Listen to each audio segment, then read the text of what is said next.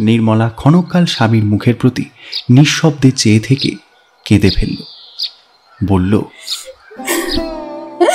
বলো বলো, যত ইচ্ছে মিথ্যে বলো, যত খুশি আমাকে ঠকাও,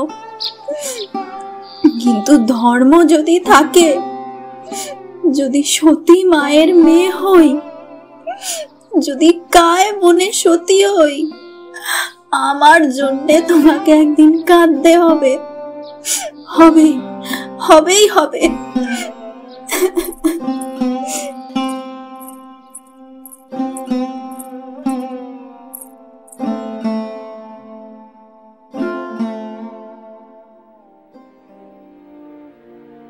নমস্কার, গল্প.in 2.0 আজকের পর্বে আপনাদের সকলকে স্বাগত।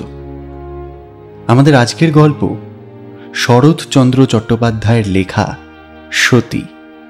শরৎচন্দ্র চট্টোপাধ্যায় জন্মগ্রহণ করেন 25শে সেপ্টেম্বর 1876 খ্রিস্টাব্দে। তিনি বাংলা সাহিত্যের এক বিশেষ নাম। লেখালেখির গুরু মানেন ফরাসি সাহিত্যিক এমিল জোলাকে।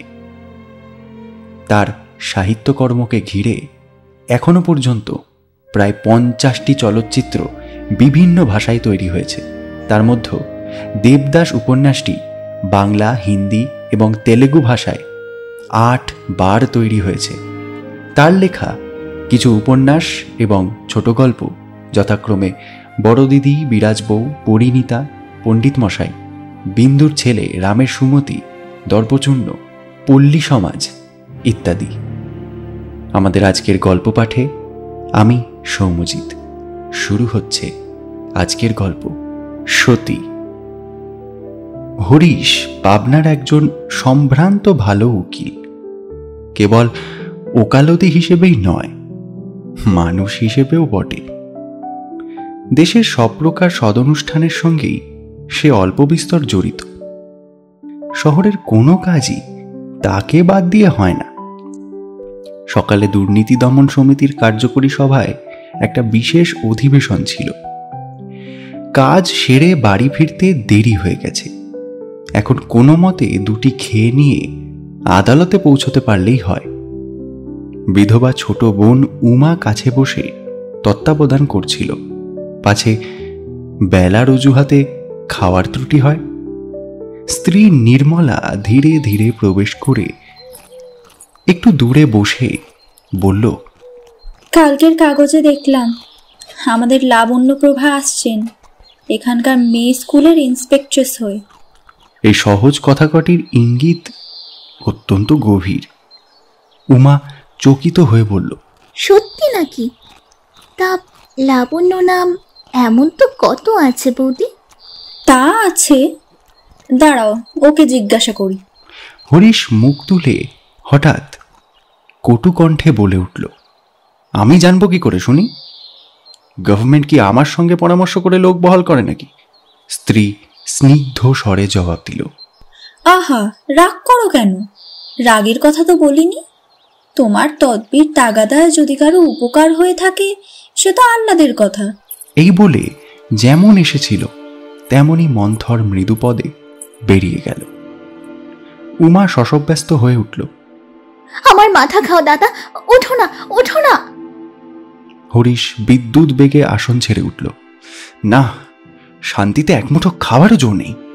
উফ, আত্মঘাতী না হলে আর। বলতে বলতে দ্রুত বেগে বেরিয়ে গেল।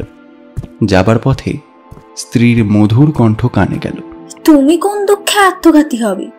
যে হবে সে একদিন জগৎ দেখবে। এইখানে হরিশের একটু পূর্ব বৃত্তান্ত বলা প্রয়োজন। এখন তার বয়স 40-এর কম নয়, কিন্তু কম যখন সত্যিই ছিল সেই পাঠ্যাবস্থার একটু ইতিহাস আছে। পিতা রামমোহন তখন বরিশালের সাব জজ। হরিশ MA পরীক্ষার পড়া তৈরি করতে কলকাতার মেস ছেড়ে বরিশালে এসে উপস্থিত হল। প্রতিবেশী ছিলেন হরকুমার মজুমদার, স্কুল ইন্সপেক্টর। লোকটি নিরীহ, নিরহংকার এবং অগাধ পণ্ডিত। সরকারি কাজে ফুরসত পেলে এবং সদরে থাকলে মাঝে মাঝে এসে সদর আলা বাহাদুরের বৈঠকখানায় বসতেন। অনেকেই আসতেন, টাকাওয়ালা মুনসেফ, দাড়ি ছাটা ডেপুটি, মহাস্থবির সরকারি উকিল এবং শহরের অন্যান্য মান্যগণ্য দল সন্ধ্যার পর কেউই প্রায় অনুপস্থিত থাকতেন না। তার কারণও ছিল। সদর আলা নিজে ছিলেন নিষ্ঠাবান হিন্দু, অতএব আলাপ আলোচনার অধিকাংশই হতো ধর্ম সম্বন্ধে, এবং যেমন সর্বত্র ঘটে এখানেও তেমনই আধ্যাত্ম তত্ত্বকথার শাস্ত্রীয় মীমাংসা সমাধা হতো খণ্ডযুদ্ধের অবসানে। সেই দিন এমনই একটা লড়াইয়ের মাঝখানে হরকুমার তার বাঁশের ছড়িটি হাতে করে আস্তে আস্তে এসে উপস্থিত হলেন। এই সকল যুদ্ধ বিগ্রহ ব্যাপারে কোনোদিন তিনি কোনো অংশগ্রহণ করতেন না। নিজে ব্রাহ্মণ সমাজভুক্ত ছিলেন বলেই হোক, অথবা শান্ত মৌন প্রকৃতির মানুষ ছিলেন বলেই হোক, চুপ করে শোনা ছাড়া গায়ে পড়ে অভিমত প্রকাশ করবার চঞ্চলতা তার একটা দিনও প্রকাশ পায়নি। আজ কিন্তু অন্যরকম ঘটল। তিনি ঘরে ঢুকতেই টাকাওয়ালা মুনসেফ বাবু তাকেই মধ্যস্থ মেনে বসলেন। এর কারণ এইবার ছুটিতে কলকাতায় গিয়ে তিনি কোথায় যেন এই লোকটির ভারতীয় দর্শন সম্বন্ধে গভীর জ্ঞানের একটা জনরব শুনে এসেছিলেন। হরকুমার স্মিত হাস্যে সম্মত হলেন। অল্পক্ষণে বোঝা গেল শাস্ত্রের বঙ্গানুবাদ মাত্র সম্বল করে এর সঙ্গে তর্ক চলে না। সবাই খুশি হলেন। হলেন না শুধু সাব জজ বাহাদুর নিজে, অর্থাৎ যে ব্যক্তি জাতি দিয়েছে তার আবার শাস্ত্রজ্ঞান কিসের জন্যে, এবং বললেনও ঠিক তাই। সকলে উঠে গেলে তার পরম প্রিয় সরকারি উকিলবাবুকে চোখের ইঙ্গিতে হেসে বললেন, শুনলেন তো বাদুড়ি মশাই, ভূতের মুখে রাম নাম আর কি। ভাদুড়ি ঠিক সায় দিতে পারলেন না, বললেন, তা বটে, কিন্তু জানে খুব, সব যেন মুখস্থ, আগে মাস্টারি করতো কিনা। হাকিম প্রসন্ন হলেন না, বললেন, ও জানার মুখে আগুন, এরাই হলো জ্ঞান পাপী, এদের আর মুক্তি নেই। হরিশ সেদিন চুপ করে এক ধারে বসেছিল। এই স্বল্পভাষী প্রৌঢ়ের জ্ঞান এবং পাণ্ডিত্য দেখে সে মুগ্ধ হয়ে গেছিল। সুতরাং পিতার অভিমত যাই হোক, পুত্র তার আসন্ন পরীক্ষা সমুদ্র থেকে মুক্তি পাওয়ার ভরসায় তাকে গিয়ে ধরে পড়ল। সাহায্য করতেই হবে। হরকুমার সম্মত হলেন। এইখানে তার কন্যা লাবণ্যের সঙ্গে হরিশের পরিচয় হল। সেও আইএ পরীক্ষার পড়া তৈরি করতে কলকাতার গণ্ডগোল ছেড়ে পিতার কাছে এসেছিল। সেদিন থেকে প্রতিদিনের আনাগোনায় হরিশ পাঠ্যপুস্তকের দুরহ অংশের অর্থই শুধু জানল না, আরও একটা জটিলতর বস্তুর স্বরূপ জেনে নিল, যা তত্ত্ব হিসেবে ঢের বড়। কিন্তু সে কথা এখন থাক। ক্রমশ পরীক্ষার দিন কাছে ঘেঁষে আসতে লাগল। হরিশ কলকাতায় চলে গেল। পরীক্ষা সে ভালোই দিল এবং ভালো করেই পাশ করল। কিছুকাল পরে আবার যখন দেখা হলো, হরিশ সমবেদনায় মুখ পাংশু করে প্রশ্ন করল, আপনি ফেল করলেন যে বড়? লাবণ্য বলল, এটুকু পারবো না, আমি এতই অক্ষম। হরিশ হেসে ফেলল, বলল, আচ্ছা আচ্ছা, যা হবার হয়েছে। এবার কিন্তু খুব ভালো করে এক্সামিন দেওয়া চাই। লাবণ্য কিছুমাত্র লজ্জা পেল না, বলল, খুব ভালো করে দিলেও আমি ফেল হব, ও আমি পারবো না। হরিশ অবাক হল, জিজ্ঞাসা করল, পারবেন না? কিরকম? লাবণ্য জবাব দিল, কিরকম আবার কি, এমনি। এই বলে সে হাসি চেপে দ্রুত পদে প্রস্থান করল। ক্রমশ কথাটা হরিশের মায়ের কানে গেল। সেদিন সকালে রামমোহন বাবু মোকদ্দমার রায় লিখছিলেন। যে দুর্ভাগা হারিয়েছে তার আর কোথাও কোনো কুল কিনারা না থাকে এই শুভ সংকল্প কাজে পরিণত করতে রায়ের মোসাবিদায় বেছে বেছে শব্দ যোজনা করছিলেন। গৃহিণীর মুখে ছেলের কাণ্ড শুনে তার মাথায় আগুন ধরে গেল। হরিশ নরহত্যা করেছে শুনলেও বোধ হয় তিনি এতখানি বিচলিত হতেন না। দুই চোখ রক্তবর্ণ করে বললেন, কি এত বড়? এর অধিক কথা তার মুখে আর জোগাল না। দিনাজপুরে থাকতে একজন প্রাচীন উকিলের সঙ্গে তার সদ্ভাব হয়েছিল এবং তার সঙ্গে মতের মিল এবং হৃদ্যতাও জন্মেছিল। একটা ছুটির দিনে গিয়ে তারই ছোট মেয়ে নির্মলাকে আর একবার চোখে দেখে ছেলের বিয়ের কথা পাকা করে দিয়ে আসলেন। মেয়েটি দেখতে ভালো। দিনাজপুরে থাকতে গৃহিণী তাকে অনেকবার দেখেছেন। তথাপি স্বামীর কথা শুনে গালে হাত দিলেন। কি গো, একেবারে পাকা কথা দিয়ে এলে? আজকালকার ছেলে। কর্তা বললেন, কিন্তু আমি তো আজকালকার বাপ নই। আমি আমার সেকেলে নিয়মেই ছেলে মানুষ করতে পারি। হরিশের পছন্দ যদি না হয়, আর কোন উপায় দেখতে বলো? গৃহিণী স্বামীকে চিনতেন। তিনি নির্বাক হয়ে গেলেন। কর্তা আবার বললেন, মেয়ে ডানা কাটা পরি না হোক ভদ্র ঘরের কন্যা, সে যদি তার মায়ের সতীত্ব আর বাপের হিদুয়ানি নিয়ে আমাদের ঘরে আসে, তাই যেন হরিশ ভাগ্য বলে মানে। খবরটা প্রকাশ পেতে দেরি হল না। হরিশও শুনল। প্রথমে সে মনে করল পালিয়ে কলকাতায় গিয়ে কিছু না জোটে টিউশানি করে জীবিকা নির্বাহ করবে। পরে ভাবল সন্ন্যাসী হবে। শেষে পিতা স্বর্গ, পিতা ধর্ম, পিতাহি পরমং তপ ইত্যাদি স্মরণ করে স্থির হয়ে রইল।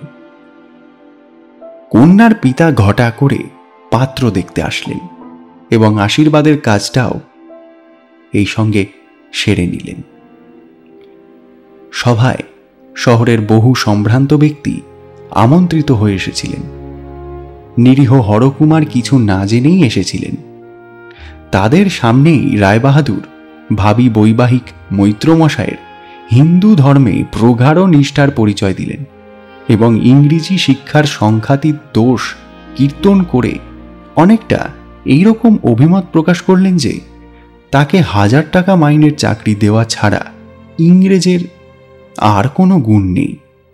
আজকাল দিনক্ষণ অন্যরকম হয়েছে। ছেলেদের ইংরেজি না পারলেই চলে না। কিন্তু যে মূর্খ এই ম্লেচ্ছ বিদ্যা ও ম্লেচ্ছ সভ্যতা হিন্দুর শুদ্ধান্তপুরে মেয়েদের মধ্য টেনে আনে, তার ইহকালেও নেই, পরকালেও নেই। একা হরকুমার ছাড়া এর নিগুড় অর্থ কারোরই মাথায় ঢুকল না। সেদিন সভা ভঙ্গ হওয়ার আগেই বিবাহের দিন স্থির হয়ে গেল এবং যথাকালে শুভকর্ম সমাধা হতেও বিঘ্ন ঘটল না। কন্যাকে শ্বশুরবাড়ি পাঠাবার প্রাক্কালে মৈত্র গৃহিণী নির্মলা সতী মাধবী মাতা ঠাকুরানী বধূ জীবনের চরম তত্ত্বটি মেয়ের কানে দিলেন। বললেন, শোনো মা, পুরুষ মানুষকে চোখে চোখে না রাখলেই সে গেল। সংসার করতে করতে আর যাই বলো না কেন, কখনো এই কথাটা ভুলবে না। তার নিজের স্বামী টিকির গোছা এবং শ্রীগীতার মর্মার্থ নিয়ে মেতে ওঠার আগে পর্যন্ত তাকে অনেক জ্বালিয়েছেন।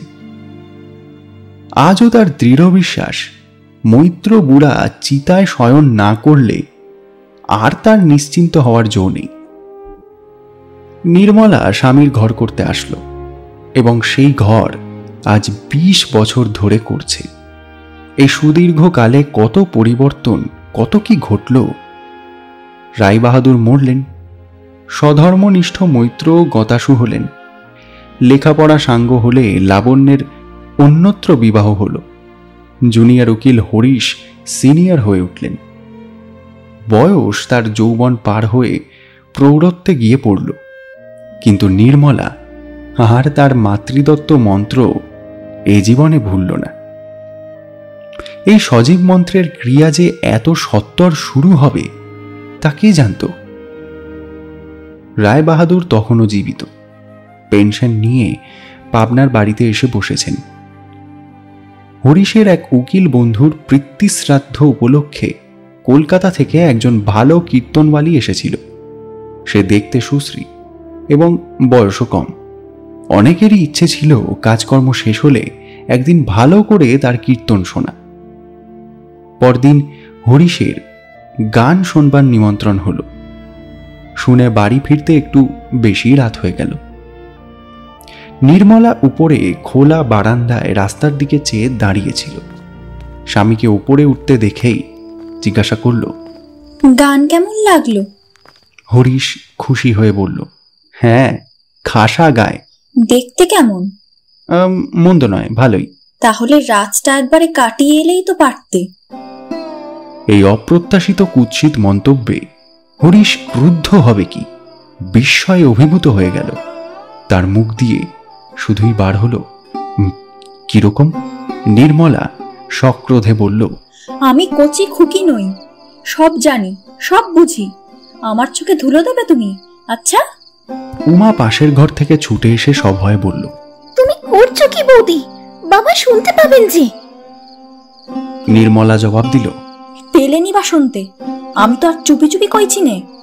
এই উত্তরের প্রত্যুত্তরে যে উমা কি বলবে ভেবে পেল না, কিন্তু পাছে তার উচ্চস্বরে বৃদ্ধ পিতার ঘুম ভেঙে যায় এই ভয়ে সে পরক্ষণেই জোর হাতে ক্রুদ্ধ চাপা গলায় মিনতি করে বলল, রক্ষে করো বৌদি, এত রাত্রে চেঁচি আর কেলেঙ্কারি করো না। বধূর কণ্ঠস্বর এতে বাড়ল বই কমল না। বলল, কিসের কেলেঙ্কারি? তুমি বলবে নাই বা কেন ঠাকুরজি? তোমার বুকের ভেতরটা তো আর জ্বলে পুড়ে যাচ্ছে না? বলতে বলতে সে কেঁদে ফেলে দ্রুত বেগে ঘরে ঢুকে সশব্দে দরজায় খিল বন্ধ করে দিল। হরিশ কাঠের পুতুলের মতো নিঃশব্দে নিচে এসে বাকি রাতটুকু মক্কেলদের বসবার বেঞ্চের উপরেই শুয়ে কাটাল। অতঃপর দিন দশেকের মতো উভয়ের বাক্যালাপ স্থগিত হয়ে গেল। কিন্তু হরিশকেও আর সন্ধ্যার পরে বাইরে পাওয়া যায় না। গেলেও তার শঙ্কাকুল ব্যাকুলতা লোকের হাসির বস্তু হয়ে উঠল। বন্ধুরা রাগ করে বলতে লাগলেন, হরিশ যত বুড়ো হচ্ছে রোগও যে তত বেড়ে যাচ্ছে। হরিশ অধিকাংশ স্থলেই জবাব দিত না, কেবল খোঁচা বেশি করে বিঁধলেই বলতো, এই ঘেন্নায় আমাকে যদি তোমরা ত্যাগ করতে পারো তো তোমরাও বাঁচো, আমিও বাঁচি। বন্ধুরা বলতো, বৃথা বৃথা, ওকে লজ্জা দিতে গিয়ে এখন নিজেরাই লজ্জায় মরি।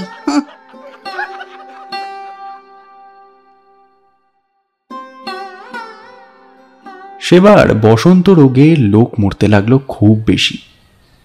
হরিশকেও রোগে ধরল। কবিরাজ এসে পরীক্ষা করে মুখ গম্ভীর করে বললেন, মারাত্মক, রক্ষা পাওয়া কঠিন। রায়বাহাদুর তখন পরলোকে। হরিশের বৃদ্ধা মাতা আছাড় খেয়ে পড়লেন। নির্মলা ঘর থেকে বেরিয়ে এসে বলল, আমি যদি সতী মায়ের সতী কন্যা হই, আমার নোয়া সিঁদুর ঘোচাবে কার সাধ্যি? তোমরা ওকে দেখো, আমি চললুম। এই বলে সে শীতলার মন্দিরে গিয়ে হত্যে দিয়ে পড়ল। বলল, উনি বাঁচেন তো আবার বাড়ি ফিরব, নইলে এখান থেকে ওর সঙ্গেই যাব। 7 দিনের মধ্যে দেবতার চরণামৃত ছাড়া কেউ তাকে জল পর্যন্ত খাওয়াতে পারল না।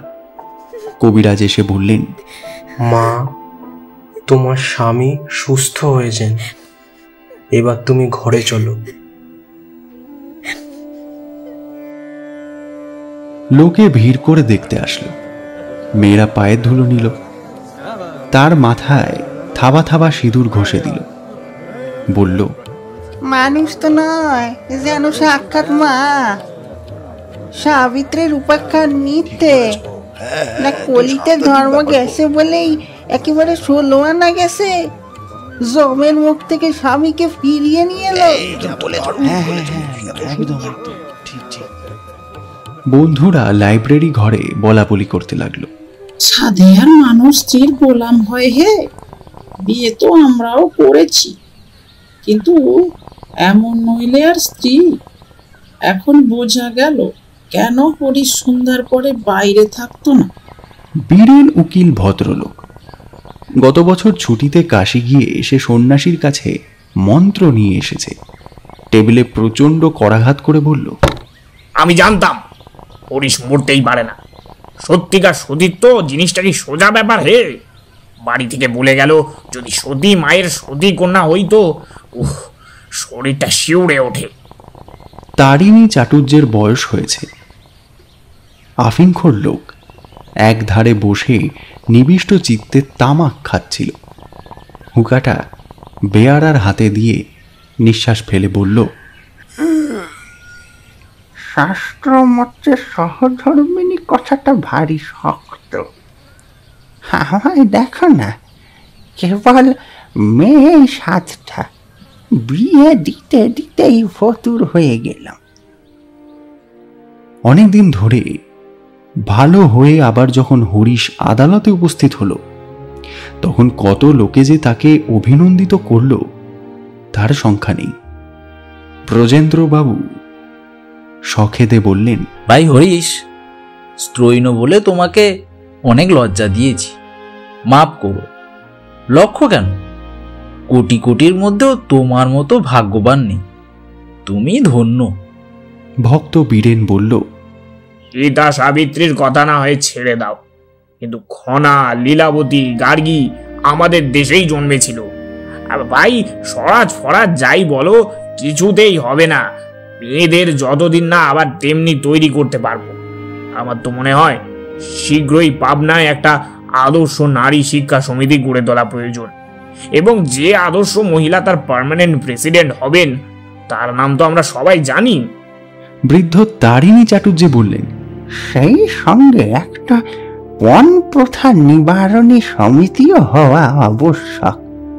দেশটা ছারখার হয়ে গেল একেবারে। ব্রজেন্দ্র বললেন, হরিশ, তোমার তো ছেলেবেলায় খাসা লেখার হাত ছিল, তোমার উচিত তোমার এই রিকভারি সম্বন্ধে একটা আর্টিকেল লিখে আনন্দবাজার পত্রিকায় ছাপিয়ে দেওয়া। হরিশ কোনো কথারই জবাব দিতে পারল না। কৃতজ্ঞতায় তার দুই চোখ ছলছল করতে লাগল।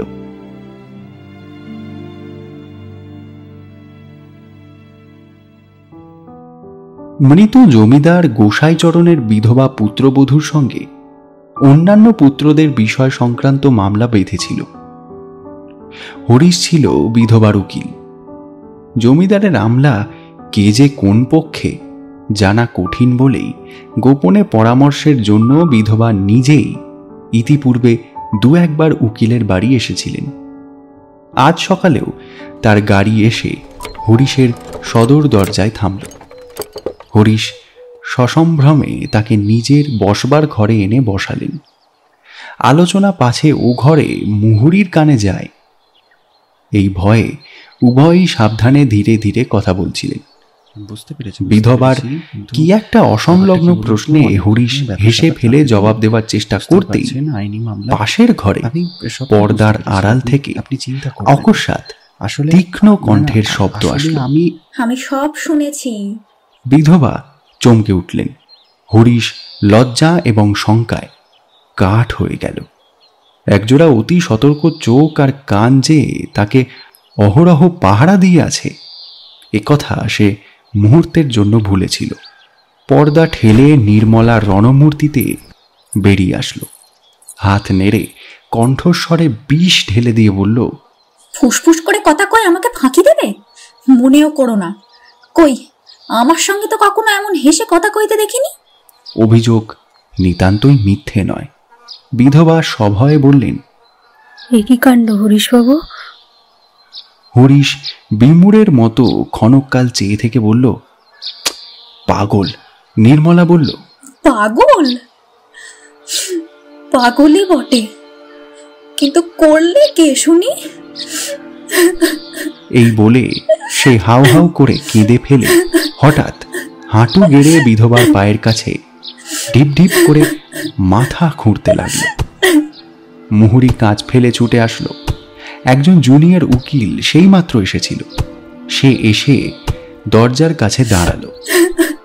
বোস কোম্পানির বিল সরকার তারই কাঁধের ওপর দিয়ে উকি মারতে লাগলো এবং তাদের চোখের সামনে নির্মলা মাথা ঘুরতে লাগলো।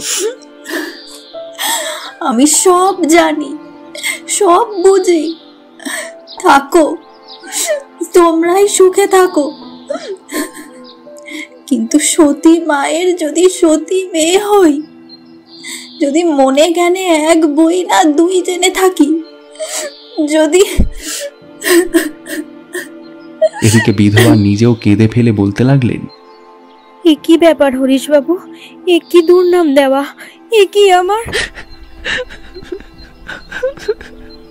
হরিশ কারোর কোনো প্রতিবাদ করল না। অধ মুখে দাঁড়িয়ে শুধু তার মনে হতে লাগলো, পৃথিবী দ্বিধা হও না কিসের জন্য। লজ্জায়, ঘৃণায়, ক্রোধে সেদিন হরিশ সেই ঘরেই স্তব্ধ হয়ে রইল। আদালতে বার হওয়ার কথা ভাবতেও পারল না। দুপুরে উমা এসে বহু সাধ্য সাধনা এবং মাথার দিব্যি দিয়ে কিছু খাইয়ে গেল। সন্ধ্যার প্রাক্কালে বামুন ঠাকুর রূপার বাটিতে করে খানিকটা জল এনে পায়ের কাছে রাখল। হরিশের প্রথমে ইচ্ছে হলো লাথি মেরে ফেলে দেয়, কিন্তু আত্মসংবরণ করে আজও পায়ের বুড়ো আঙুলটা ডুবিয়ে দিল। স্বামীর পদদক পান না করে নির্মলা কোনোদিন জলস্পর্শ করত না। রাত্রে বাইরের ঘরে একাকী শুয়ে হরিশ ভাবছিল, তার এই দুঃখময় দুর্ভর জীবনের অবসান হবে কবে। এমনই অনেকদিন অনেক রকমই ভেবেছে, কিন্তু তার এই সতী স্ত্রীর একনিষ্ঠ প্রতিপ্রেমের সুদুঃসহ নাগপাশের বাঁধন থেকে মুক্তির কোনো পথই তার চোখে পড়েনি। বছর 2 গত হয়েছে। নির্মলা অনুসন্ধান করে জেনেছে যে খবরের কাগজের খবর মিথ্যে নয়। লাবণ্য যথার্থই পাবনার মেয়ে স্কুলের পরিদর্শক হয়ে আসছে। আজ হরিশ একটু সকাল সকাল আদালত থেকে ফিরে ছোট বোন উমাকে জানালো যে রাতের ট্রেনে তাকে বিশেষ জরুরি কাজে কলকাতায় যেতে হবে। ফিরতে বোধহয় 3-4 দেরি হবে। বিছানা এবং প্রয়োজনীয় কাপড় চোপড় যেন চাকরকে দিয়ে ঠিক করিয়ে রাখা হয়। দিন 15 হলো স্বামী স্ত্রীতে বাক্যালাপ বন্ধ ছিল। রেলওয়ে স্টেশন দূরে। রাত্রি 8টার মধ্যেই মোটর বার হয়ে পড়তে হবে। সন্ধ্যার পরে সে মোকদ্দমার দরকারি কাগজপত্র হ্যান্ডব্যাগে গুছিয়ে নিচ্ছিল। নির্মলা এসে প্রবেশ করল। হরিশ মুখ তুলে চেয়ে দেখল, কিন্তু কিছু বলল না। নির্মলা ক্ষণকাল মৌন থেকে প্রশ্ন করল, আজ কলকাতায় যাচ্ছ নাকি? কেন? কেন আবার কি? মক্কেলের কাজ। হাইকোর্টে মোকদ্দমা আছে। চলো না, আমিও যাই তোমার সঙ্গে। তুমি যাবে? গিয়ে কোথায় থাকবে শুনি? যেখানে হোক, তোমার সঙ্গে গাছতলায় থাকতে আমার লজ্জা নেই। কথাটি ভালো এবং সতী স্ত্রীরই উপযুক্ত, কিন্তু হরিশের সর্বাঙ্গে যেন বিছুটি মাখিয়ে দিল। বলল, তোমার লজ্জা না থাক, আমার আছে। আমি গাছতলার পরিবর্তে আপাতত কোনো এক বন্ধুর বাড়িতে গিয়ে উঠব স্থির করেছি। তাহলে তো ভালোই হলো। তার বাড়িতেও স্ত্রী আছে, ছেলে মেয়ে আছে, আমার তো কোনো অসুবিধাই হবে না। না, সে হবে না। বিনা আহ্বানে পরের বাড়ি আমি তোমাকে নিয়ে গিয়ে উঠতে পারবো না। পারবে না সে জানি। আমাকে সঙ্গে নিয়ে লাবণ্যর ওখানে ওঠা যায় নাকি না? হরিশ খেপে গেল। হাত মুখ নেড়ে চিৎকার করে বলল, তুমি যেমন নোংরা তেমনই মন্দ। সে বিধবা ভদ্রমহিলা, আমি বা সেখানে যাব কেন? আর সেই বা আমাকে যেতে বলবে কেন? আর তাছাড়া আমার সময় বা কোথায়? কলকাতায় গিয়ে পরের কাজে তো নিঃশ্বাস ফেলবারও ফুরসত পাই না। পাবে গো পাবে, ঠিক পাবে। এই বলে নির্মলা ঘর থেকে বেরিয়ে গেল। দিন তিনেক পরে হরিশ কলকাতা থেকে ফিরে আসলে স্ত্রী বলল, তা 4-5 দিন বলে গেলে 3 দিনে ফিরে এলে যে বড়? কাজ চুকে গেল, তাই চলে এলাম। নির্মলা জোর করে একটু হেসে প্রশ্ন করল, লাবণ্যর সঙ্গে দেখা হয়নি বুঝি? না। নির্মলা অতিশয় ভালো মানুষের মতো জিজ্ঞাসা করল, কলকাতাতে যদি গেলে একবার খবর নিলে না কেন? সময় পাইনি। অত কাছাকাছি গেলে সময় না হয় একটু করে নিলেই হতো। এই বলে সে চলে গেল। এর মাস কয়েক পরে একদিন আদালতে যাওয়ার জন্য বেরোনোর সময় হরিশ বোনকে ডেকে বলল, আজ আমার ফিরতে মনে হয় একটু রাত হয়ে যাবে উমা। কেন দাদা? উমা কাছেই ছিল। আসতে বললেই চলতো, কিন্তু কণ্ঠস্বর উঁচুতে চড়িয়ে অদৃশ্য কাউকে লক্ষ্য করে হরিশ উত্তর দিল, যোগিনবাবুর বাড়িতে একটা জরুরি পরামর্শ আছে, দেরি হয়ে যেতে পারে। ফিরতে দেরি হলো। রাত্রি 12টার কম নয়। হরিশ মোটর থেকে নেমে বাইরের ঘরে গিয়ে প্রবেশ করল। কাপড় ছাড়তে ছাড়তে শুনতে পেল স্ত্রী উপরের জানলা থেকে সোফারকে ডেকে বলছে, আব্দুল, যোগিনবাবুর বাড়ি থেকে এলে বুঝি? नहीं माई जी, स्टेशन से आते हैं। স্টেশন? স্টেশন কেন? গাড়িতে কেউ এলো বুঝি? वो कलकत्ता से एक माई जी और एक बच्चा आया है। কলকাতা থেকে? বাবু গিয়ে তাদের নিয়ে এসে বাসায় পৌঁছে দিলেন বুঝি? हाँ। আব্দুল হ্যাঁ বলে জবাব দিয়ে গাড়ি গ্যারাজে নিয়ে গেল। ঘরের মধ্যে হরিশ আড়ষ্ট হয়ে দাঁড়িয়ে রইল। এইরকম সম্ভাবনার কথা যে তার মনে হয়নি তা নয়, কিন্তু নিজের চাকরকে মিথ্যে বলতে অনুরোধ করতে সে কিছুতেই পেরে ওঠেনি। রাত্রে শোবার ঘরের মধ্যে একটা কুরুক্ষেত্রের কাণ্ড হয়ে গেল। পরদিন সকালেই লাবণ্য ছেলে নিয়ে এই বাড়িতে এসে উপস্থিত হলো। হরিশ বাইরের ঘরে ছিল। তাকে বলল, আপনার স্ত্রীর সঙ্গে পরিচয় নেই, চলুন আলাপ করিয়ে দেবেন। হরিশের বুকের মধ্যে তোলপাড় করতে লাগলো। একবার সে এমনও বলতে চাইল যে এখন অত্যন্ত কাজের তাড়া, কিন্তু সে অজুহাত খাটল না। তাকে সঙ্গে করে এনে স্ত্রীর সঙ্গে পরিচয় করিয়ে দিতে হলো। বছর দশেকের ছেলে এবং লাবণ্য। নির্মলা তাদের সমাদরে গ্রহণ করল। ছেলেকে খাবার খেতে দিল এবং তার মাকে আসন পেতে সযত্নে বসালো। তারপর বলল, আমার সৌভাগ্য যে আপনার দেখা পেলাম। লাবণ্য এর উত্তর দিয়ে বলল, হরিশবাবুর মুখে শুনেছিলাম আপনি ক্রমাগত বারব্রত আর উপবাস করে করে শরীরটাকে নষ্ট করে ফেলেছেন। এখনো তো বেশ ভালো দেখাচ্ছে না। নির্মলা সহাস্যে বলল, বাড়ানো কথা, কিন্তু এ কথা উনি আবার আপনাকে কবে বললেন? হরিশ তখন কাছেই দাঁড়িয়েছিল। সে একেবারে বিবর্ণ হয়ে উঠল। এবার কলকাতায় খেতে বসে কেবল আপনারই কথা। ওর বন্ধু কুশলবাবুর বাড়ি থেকে আমাদের বাড়ি খুব কাছে কিনা, ছাতের ওপর থেকে চেঁচিয়ে ডাকলে শোনা যায়। বাহ, খুব সুবিধা তো তাহলে। কিন্তু তাতেই শুধু হয়নি, ছেলেকে পাঠিয়ে রীতিমতো ধরে আনতে হতো। বটে, আবার জাতের গোড়ামিও কম নেই। ব্রাহ্মণদের ছোঁয়া খান না, আমার পিসিমার হাতে পর্যন্ত না। সমস্তই আমাকে নিজে রেঁধে নিজে পরিবেশন করতে হতো। এই বলে সে হাসি মুখে সকৌতুকে হরিশের প্রতি চেয়ে বলল, আচ্ছা, এর মধ্যে আপনার কি লজিক আছে বলুন তো? আমি কি ব্রাহ্ম সমাজ ছাড়া? হরিশের সর্বাঙ্গ ঝিমঝিম করতে লাগলো। তার মিথ্যাবাদিতা প্রমাণিত হওয়ায় তার মনে হলো এতদিনে মা বসুমাতা দয়া করে বোধহয় তাকে জঠরে টেনে নিচ্ছেন। কিন্তু পরমাশ্চর্য এই যে নির্মলা আজ ভয়ঙ্কর উন্মাদ কাণ্ড কিছু একটা না করেই স্থির হয়ে রইল। সংশয়ের বস্তু অবিংশবাদী সত্যরূপে দেখা দিয়ে বোধহয় তাকেও হতচেতন করে ফেলেছিল। হরিশ বেরিয়ে এসে স্তব্ধ পাংশু মুখে বসে রইল।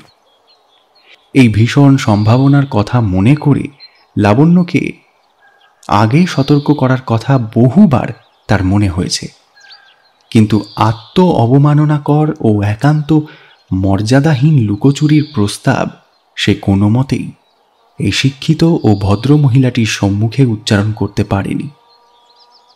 লাবণ্য চলে গেলে নির্মলা ঝড়ের বেগে ঘরে ঢুকে বলল, ছি, তুমি এমন মিথ্যেবাদী, এত মিথ্যে কথা বলো? হরিশ চোখ রাঙিয়ে লাফিয়ে উঠল।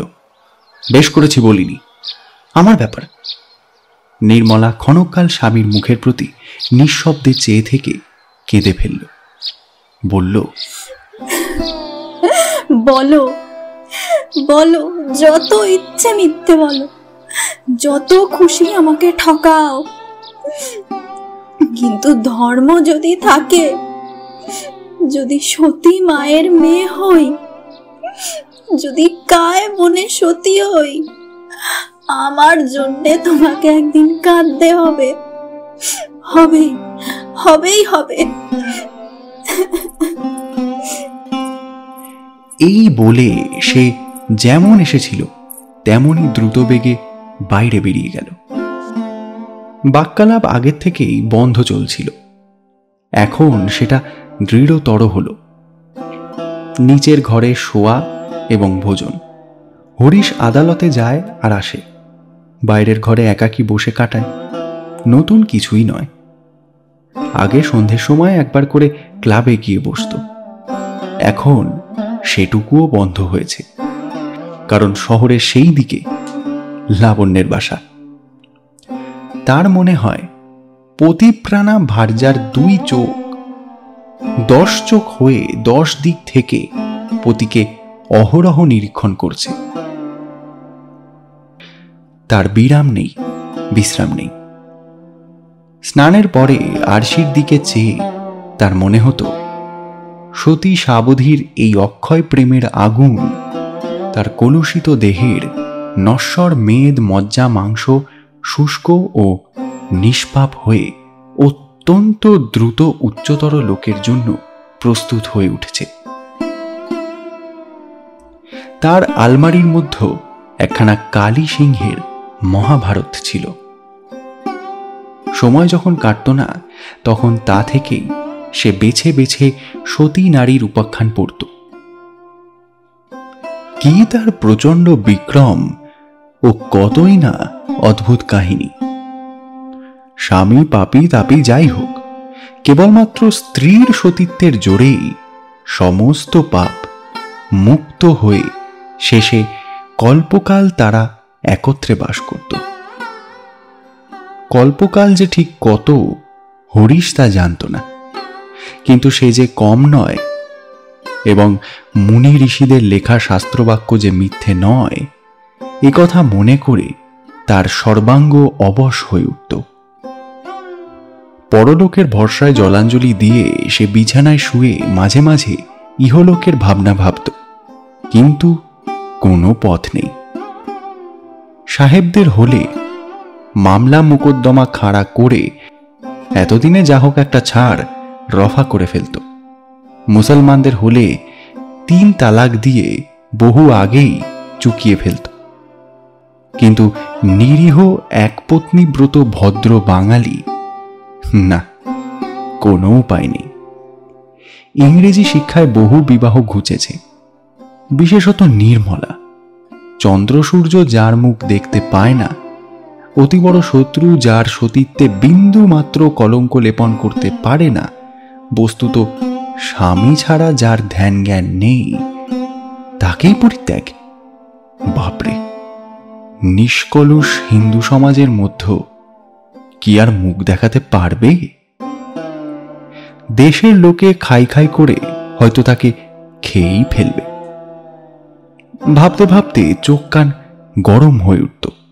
বিছানা ছেড়ে মাথায় মুখে জল দিয়ে বাকি রাতটুকু সে চেয়ারে বসে কাটিয়ে দিত। এমন করেই বোধহয় মাসাধিক কাল গত হয়ে গেছে। হরিশ আদালতের জন্য বেরোচ্ছিল। ঝি এসে একখানা চিঠি তার হাতে দিল, বলল, জবাবের জন্য লোক দাঁড়িয়ে আছে। খাম ছেঁড়া, উপরে লাবণ্যের হস্তাক্ষর। হরিশ জিজ্ঞাসা করল, আমার চিঠিটা খুলল কে? মা। হরিশ চিঠি পড়ে দেখল লাবণ্য অনেক দুঃখ করে লিখেছে। সেদিন আমার অসুখ চোখে দেখে গিয়েও আর একটি বারও খবর নিলেন না আমি মরলুম কি বাঁচলুম।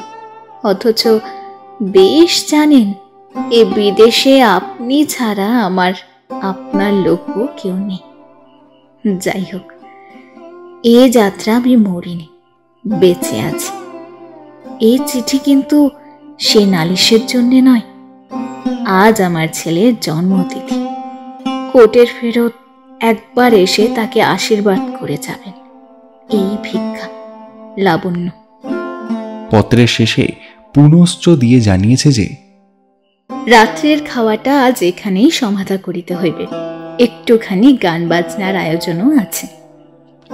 চিঠি পড়ে বোধ করি সে ক্ষণকাল বেমনা হয়ে পড়েছিল। হঠাৎ চোখ খুলতেই দেখতে পেল ঝি হাসি লুকিয়ে মুখ নিচু করল। অর্থাৎ বাড়ির দাসী চাকরের কাছেও এ যেন একটা তামাশার ব্যাপার হয়ে উঠেছে। এক মুহূর্তে তার শিরায় রক্ত আগুন হয়ে উঠল। এর কি কোনো সীমা নেই? যতই সইছি ততই কি পীড়নের মাত্রা বেড়েই চলেছে? বাইরে জিজ্ঞাসা করল, চিঠি কে এনেছে? তাদের বাড়ি ঝি। আচ্ছা, তাকে বলে দাও গিয়ে কোর্ট থেকে ফেরার পথে আমি যাব। এই বলে সে বীর দর্পে মোটরে গিয়ে উঠল।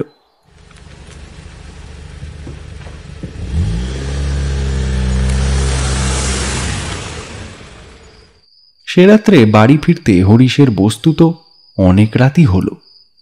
গাড়ি থেকে নামতেই দেখল তার ওপরের শোবার ঘরের খোলা জানলায় দাঁড়িয়ে নির্মলা পাথরের মূর্তির মতো স্তব্ধ হয়ে আছে। ডাক্তারের দল অল্পক্ষণ হলো বিদায় নিয়েছেন। পারিবারিক চিকিৎসক বৃদ্ধ জ্ঞানবাবু যাওয়ার সময় বলে গেলেন, মনে হয় সমস্ত আফিংটাই বার করে ফেলেছে। বৌমার জীবনের আর কোনো শঙ্কা নেই। হরিশ একটুখানি ঘাড় নেড়ে কি ভাব যে প্রকাশ করল, বৃদ্ধ তাতে মনোযোগ করলেন না। বললেন, যা হবার হয়ে গেছে। এখন কাছে কাছে থেকে দিন দুই একটু সাবধানে রাখলেই বিপদটা কেটে যাবে। যে আগে বলে হরিশ স্থির হয়ে বসে পড়ল। সেদিন বার লাইব্রেরির ঘরে আলোচনা অত্যন্ত তীক্ষ্ণ ও কঠোর হয়ে উঠল। ভক্ত বীরেন বলল, আমার গুরুদেব স্বামীজি বলেন, বীরেন, মানুষকে কখনো বিশ্বাস করবে না। সেদিন গোসাইবাবুর বিধবা পুত্রবধূর সম্বন্ধে যে স্ক্যান্ডালটা প্রকাশ হয়ে পড়েছিল, তোমরা তা বিশ্বাস করলে না, বলে ওই সে কাজ করতেই পারে না। এখন দেখলে গুরুদেবের কৃপায় আমি এমন অনেক জিনিস জানতে পারি তোমরা যা ড্রিম করো না। উফ, হরিশটা কি স্কাউন্ড্রেল! ওরকম সতীসাধ্যী স্ত্রী যার কিন্তু মজা দেখেছো সংসারে? বদমাইশগুলোর ভাগ্যেই কেবল এরকম স্ত্রী জোটে। বৃদ্ধ তারিণী চাটুর্যে হুঁকো নিয়ে ঝিমাচ্ছিলেন। বললেন, নিঃসন্দেহে আমার তো মাথার চুল পেকে গেল, কিন্তু ক্যারেক্টারে কেউ কখনো একটা স্পট দিতে পারলেন না। অথচ আমারই হলো 7-7টা মেয়ে। বিয়ে দিতে দিতে দেউলে হয়ে গেলাম একেবারে। যোগিনবাবু বললেন, আমাদের মেয়ের স্কুলের পরিদর্শক হিসেবে লাবণ্যপ্রভা মহিলাটি দেখছি একেবারে আদর্শ, বুঝলে কিনা? একেবারে মানে একদম গভর্নমেন্টে মনে হয় তার মুভ করা উচিত, কি বলো? ভক্ত বীরেন বললেন, অ্যাবসলিউটলি নেসেসারি।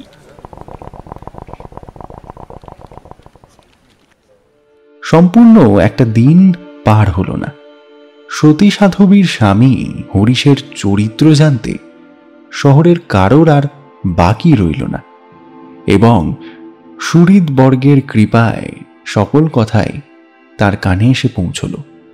উমা এসে চোখ মুছে বলল, দাদা তুমি আবার বিয়ে করো। পাগল নাকি তুই? পাগল কেন, আমাদের দেশে তো পুরুষের বহু বিবাহ ছিল। তখন আমরা বর্বর ছিলাম। উমা জেদ করে বলল, বর্বর কিসের? তোমার দুঃখ আর কেউ না জানে তো আমি তো জানি। সমস্ত জীবনটা কি এমনই ব্যর্থ হয়েই যাবে? উপায় কি বোন? স্ত্রী ত্যাগ করে আবার বিয়ে করার ব্যবস্থা পুরুষের আছে আমি জানি, কিন্তু মেয়েদের তো নেই। তোর বৌদিরও যদি এ পথ খোলা থাকতো তোর কথায়, তাহলে রাজি হতাম উমা। তুমি কি যে বলো দাদা। এই বলে উমা রাগ করে চলে গেল। হরিশ চুপ করে একাকী বসে রইল। তার উপায়হীন অন্ধকার চিত্ততল থেকে কেবল একটা কথাই বারংবার উত্থিত হতে লাগল, পথ নেই, পথ সত্যিই নেই। এই আনন্দহীন জীবনে দুঃখই ধ্রুব হয়ে রইল। তার বসবার ঘরের মধ্যেও তখন সন্ধ্যার ছায়া গাঢ়তর হয়ে আসছিল।